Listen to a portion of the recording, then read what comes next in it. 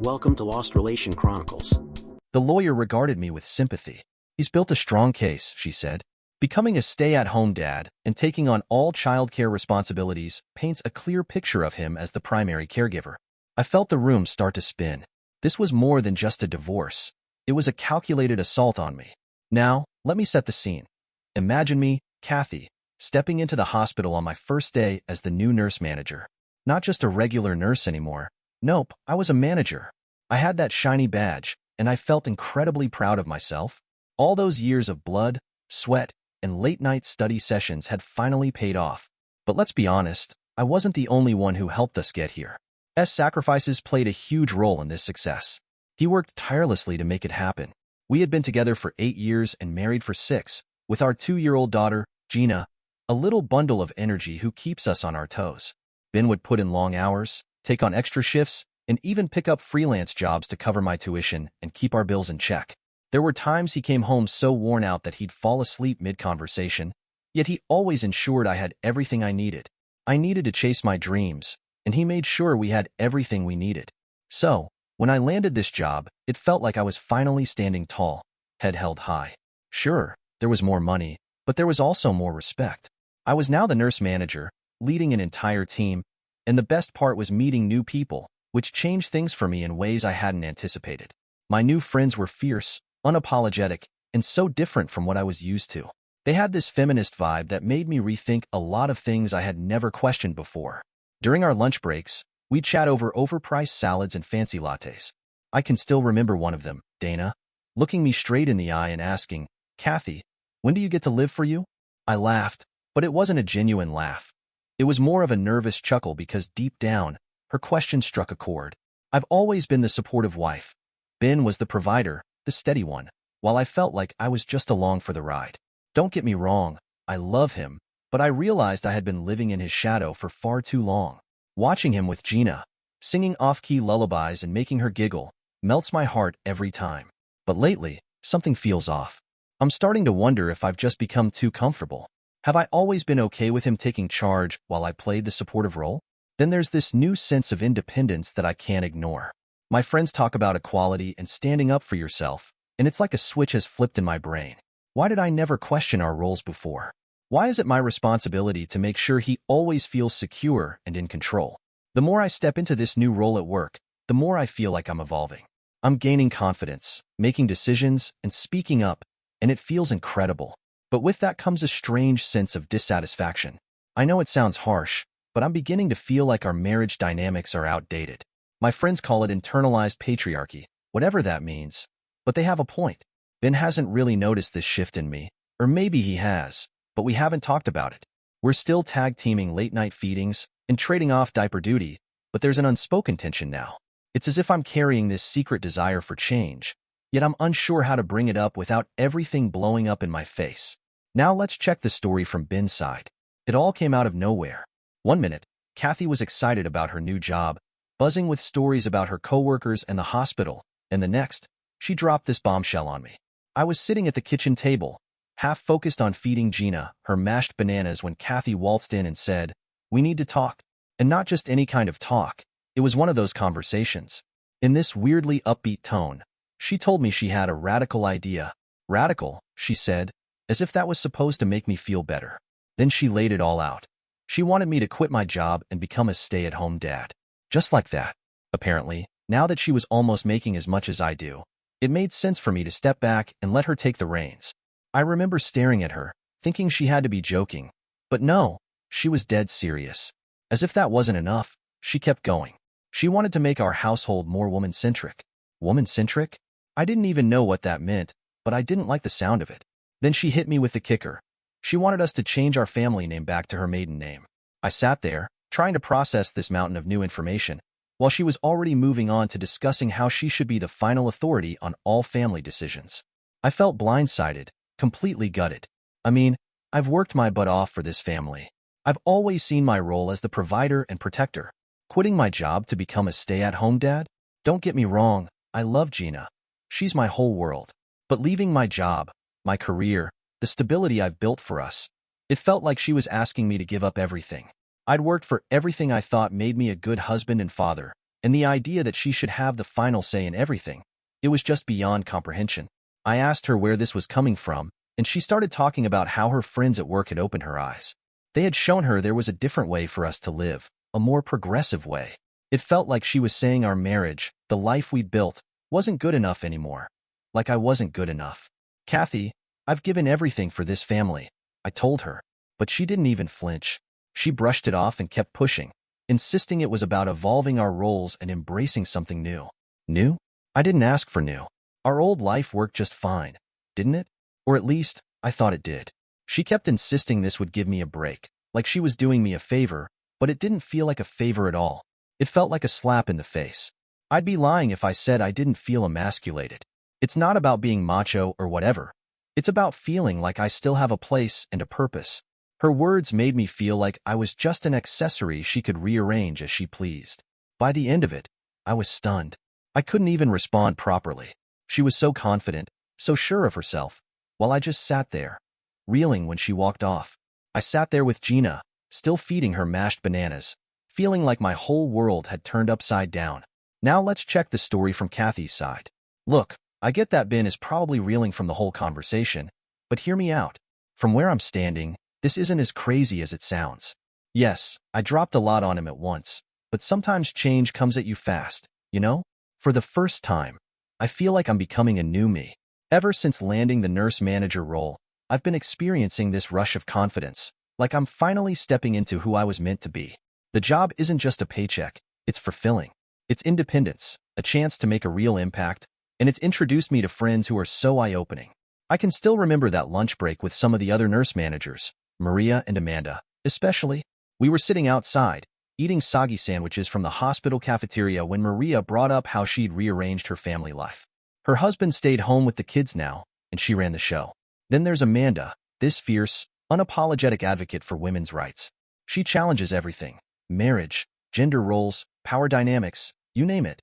I used to think people like that were extreme, but Amanda doesn't just talk. She makes you think. So when I came home and suggested that Ben take a step back, I wasn't trying to be cruel.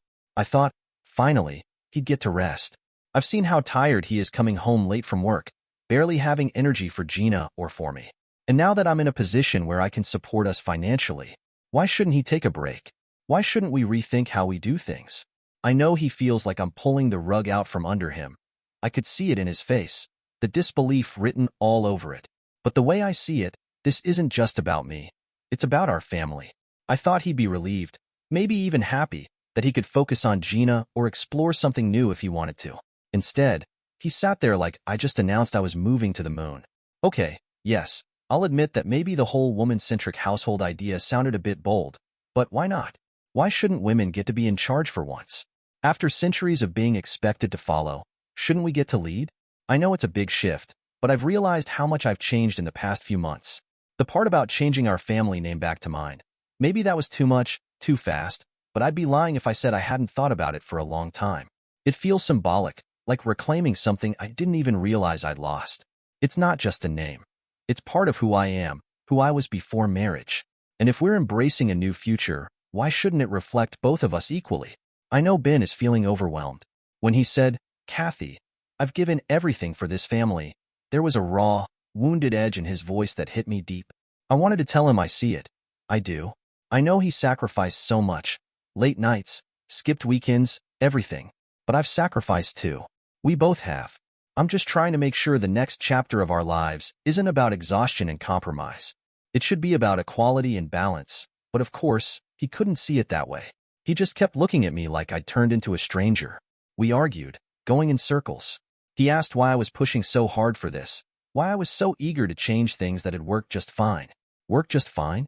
Maybe for him, sure. I told him I needed this for me, for us. He finally said to give him a few months to make arrangements at work, like he was defeated. It wasn't the reaction I hoped for, but at least it was something, a step. Now let's check the story from Ben's side. Ever since that conversation, my mind had been racing. The world I thought I knew was unraveling, and I had to act fast. She tossed around the idea of me becoming a stay-at-home dad, and at first, I felt blindsided. But then it hit me. Maybe this wasn't just a wild suggestion. Maybe I could turn this into my advantage. So, I began crafting a plan. My first step was to really consider his idea of taking on the stay-at-home role. Sure, it seemed like a drastic shift, but if I played my cards right, it could be the perfect way to position myself for the divorce I knew was coming. After all, being the primary caregiver for our 1-year-old Gina would help me claim my share of responsibility and solidify my case for custody when the time came. I started mapping out how I could make this work. If I took on more of the parenting duties, I could demonstrate my commitment to Gina's well-being, showing the courts that I was more than just the provider. I envisioned myself at playdates, getting involved in the local parenting community, and showcasing my ability to nurture our daughter. I could be the dad who baked cookies for her school events and organized playgroups. It was a risky strategy, but it was also empowering. I realized I had to redefine my role in this family, not just for my own sake, but for Gina's future as well. If Kathy wanted to flip the script, then I'd have to be the one to ensure that I wasn't left behind. I needed to take some time off from work, and I realized I could approach my boss and propose a sabbatical. It felt a bit risky, but I knew I had to commit to this new role wholeheartedly if I wanted it to pay off. Just a little break to focus on family. I told my boss, and I was surprised when he agreed. He knew I had been under a lot of stress lately, and he figured I could use a breather. Next, I dove into budgeting. I started tightening our finances, which was tough but necessary. I canceled unnecessary subscriptions, stopped eating out, and focused on saving every bit I could. I wanted to ensure I had enough to support myself and Gina while I navigated the transition. Each dollar saved felt like a step closer to my goal. Once the financial foundation was set, I shifted my focus to Gina. I dove into the role of primary caregiver with everything I had. My days now revolved around her, playing with blocks, singing nursery rhymes, and pushing her around in the stroller. I even set up a routine to establish some stability. I felt proud when I saw her laugh and smile. I knew I was doing right by her. While I was adjusting to this new life, I also began documenting everything. I kept a detailed journal of my daily activities with Gina, capturing the moments that showcased my dedication. I noted how I handled feedings, diaper changes, and playtime. I wanted a clear record of my role in her life to present later if I needed to. It felt like preparing for a battle, and I was determined to have my evidence ready. But I didn't stop there. I reached out to a divorce attorney to lay the groundwork for what was to come. I wanted to understand my rights and responsibilities, how custody arrangements typically worked, and what I should be aware of during this process. I didn't want to be caught off guard. The attorney's office was a bit daunting, filled with legal jargon and paperwork, but I focused on the bigger picture.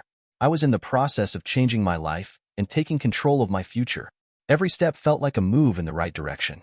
I envisioned a different outcome, one where I could not only be there for Gina but also ensure that I had a solid position in this evolving family dynamic. I was prepared to fight for my role as a father, and I was ready to embrace whatever came next. I shared my situation and my plans for becoming the primary caregiver, and the attorney was surprisingly supportive. "This could be a strong move in your favor," she said. "If you can establish yourself as Gina's primary caretaker, you'll have a solid case for custody." That validation fueled my determination even more. With Kathy caught up in her new job and social life, I took advantage of the time to separate our finances quietly. I opened my own bank account and began moving money around to create a cushion for myself. I made sure to document the money I had contributed to our shared expenses, noting how much I had saved. It was all about building my case for the divorce, ensuring I could present my side effectively. As I settled into this new routine, I felt a mix of hope and apprehension. I had a clear plan now, and every day brought me closer to my goal of ensuring that Gina and I would have a secure future. My marriage might be falling apart, but in this chaos, I was finding my strength. I was ready to embrace my new life as a stay-at-home dad and fight for my place as Gina's primary caregiver in this impending divorce. The more I thought about it, the more empowered I felt. I was using Kathy's own words against her, transforming her suggestion into my roadmap for a brighter future. I couldn't shake the feeling that I was gaining the upper hand. I was ready to step into my new role and ensure that when the dust settled, I would come out not just as a father but as a man who had taken control of his own life. 6 months after that explosive conversation, the dynamic had shifted. I had adapted to my role, and Gina thrived in our routine. I became the person who knew her best, her likes, her quirks, and the little things that made her laugh. I could feel the bond we were forming, and it solidified my resolve. Kathy, on the other hand, continued to immerse herself in her job, but I sensed a change in her demeanor. The confidence she had once exuded seemed to waver as the months went by. While I was building my case, she was often distracted, struggling to balance her responsibilities as a new manager with her role as a mother.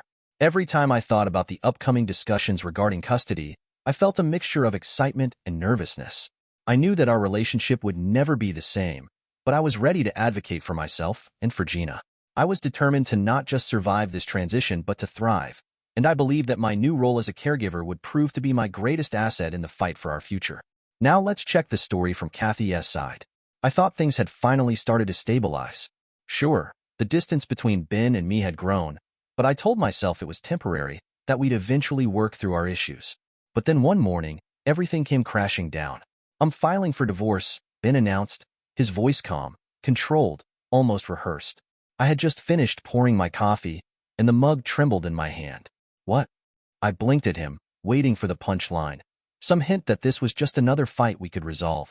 "You're joking, right? After everything we've been through?" His face stayed stone cold. "I'm not joking. This isn't working anymore, and it's time to move on." I felt my stomach drop. Move on? My voice broke, panic flooding my chest. "What about Gina? What about our family? You can't just throw our marriage away." He shrugged. "We'll figure it out. But for now, you need to leave. The house is in my mother's name, so legally you can't stay here." My jaw dropped. "Leave?" I repeated, disbelief turning into white-hot anger. "You're kicking me out of our home? The home we built together?" Ben didn't flinch. "It's not our home anymore. You wanted changes, Kathy. You could have your desire for a woman-centric home elsewhere. You would be the queen with no king around." His words stung, but before I could respond, he turned and walked away, leaving me standing there, stunned. It all felt surreal, like a nightmare I couldn't wake up from. I packed my things in a haze, the reality not fully sinking in until I was out the door. I had nowhere to go but to a friend's house, and even then, I couldn't hold back the tears that streamed down my face. How had we reached this point? A few days later, I sat across from a lawyer, trying to piece together what was happening. She went through the paperwork Ben had served me, her expression growing more serious by the minute. "Kathy," she said, her voice gentle but firm, "Ben is not just filing for divorce. He's seeking alimony, child support, and reimbursement for all the financial support he provided during your education. He's also pursuing sole custody of Gina, arguing that he's been her primary caregiver these past few months." I stared at her, my heart pounding in my ears. "What?" I whispered, the words barely escaping my mouth. "He can't do that." The lawyer looked at me sympathetically. "He's built a strong case," she said. "Becoming a stay-at-home dad and taking on all the childcare responsibilities paints a picture of him as the primary caregiver." I felt the room spin. This wasn't just a divorce, it was a calculated attack. Ben had taken my own suggestions, the changes I believed were empowering, and turned them into weapons against me. Fury and fear surged within me as I grasped the gravity of the battle ahead. This was no simple breakup. It was war, and I was already on the losing side. Now let's check the story from Ben's side. 6 months of meticulous planning, careful groundwork, and unwavering resolve had finally come to fruition when Kathy was officially served with the divorce papers. I could see the shock and disbelief wash over her face, a moment I had envisioned countless times, and nothing could compare to the satisfaction of watching her confront the reality of my decision. The process server handed her the documents, and for a brief moment, time stood still. I had anticipated a range of emotions from her, but the combination of confusion and fury that erupted was almost surreal. It felt like the culmination of all the hard work I had invested, and every ounce of effort felt justified. A few days later, Kathy stood on the front porch, desperation etched across her features while Gina napped peacefully in her crib, the soft sounds of her breathing filling the silence of the house. I watched Kathy from the doorway, fully aware of what she wanted. "Ben, please," she begged, her voice trembling as she tried to plead her case. "We have to talk about this." I remained calm but resolute, allowing the moment to linger. "There's nothing to talk about," I replied firmly, my voice steady. I could see the anger flare in her eyes, but I didn't waver. Before she could gather her thoughts or launch into another emotional appeal, I gently closed the door. The sound of it clicking shut echoed in my mind, marking a clear boundary between our past and the future I was determined to create. After that encounter, her texts and calls came flooding in, a relentless stream of anger, apologies, and manipulative attempts to guilt-trip me. "You're tearing our family apart," she wrote, one moment, followed by, "I still love you. Don't do this." I ignored them all. My focus had completely shifted to Gina and our new life. I was done playing her games. As the court proceedings began, I braced myself for the emotional turmoil that would follow. Kathy pulled out every emotional argument she could muster in a desperate attempt to sway the judge. But I had prepared meticulously. I compiled evidence of my financial sacrifices, from supporting her career to being Gina's primary caregiver. I documented every moment spent caring for our daughter, the late-night diaper changes, the lullabies sung to soothe her to sleep. When the day of the hearing arrived, I walked into the courtroom with my head held high, ready to present my case. As I recounted my experiences and shared the evidence I had gathered, I noticed the judge's expression shift. He was a seasoned professional, familiar with these kinds of disputes, and he saw through Kathy's desperate attempts. In the end, he ruled in my favor. The victory felt surreal yet immensely gratifying. I had fought for what I knew was right, and the results reflected that. I won sole custody of Gina, filling me with a profound sense of relief and triumph. Kathy was granted only supervised visitation, a significant blow to her expectations of maintaining any control over our daughter's life. To add to the sting, the court ordered her to pay child support and alimony, reimbursing me for the years I had financially supported her education and career. The tables had turned so completely that it felt almost like a dream, but I knew I had done what was best for Gina and for myself. As life began to settle into a new rhythm, I felt a renewed sense of purpose.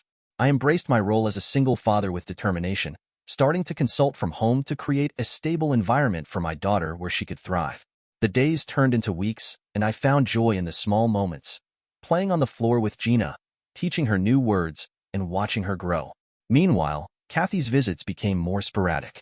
She underwent a noticeable transformation, dyeing her hair a wild color and diving headfirst into activism. Her social media was filled with rants and declarations about independence, self-empowerment, and her newfound life. It seemed as if she were trying to escape the reality of our situation, seeking solace in a cause that had little to do with our daughter. Eventually, she stopped showing up for visitations altogether. The woman I once knew had become a stranger, her priorities shifting entirely away from Gina. Dear listeners, please share your thoughts in the comments section below, and don't forget to like, share, and subscribe.